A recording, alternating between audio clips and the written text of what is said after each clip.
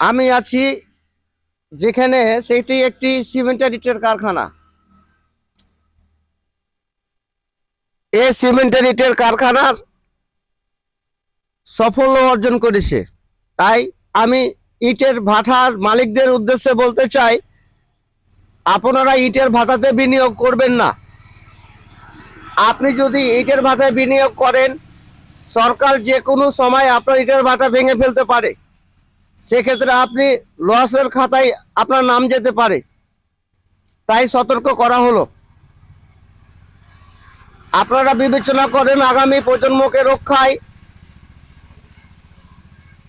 কিভাবে সিমেন্টের ইট বানানো যায় এবং সরকারের নির্দেশনাগুলো মানতে পারি, সেদিকে আমরাকে সকলকেই হলো যে ভূমিকা রাখতে হবে। ভালো থাকবেন, সুস্থ থাকবেন। আসসালামু আলাইকুম।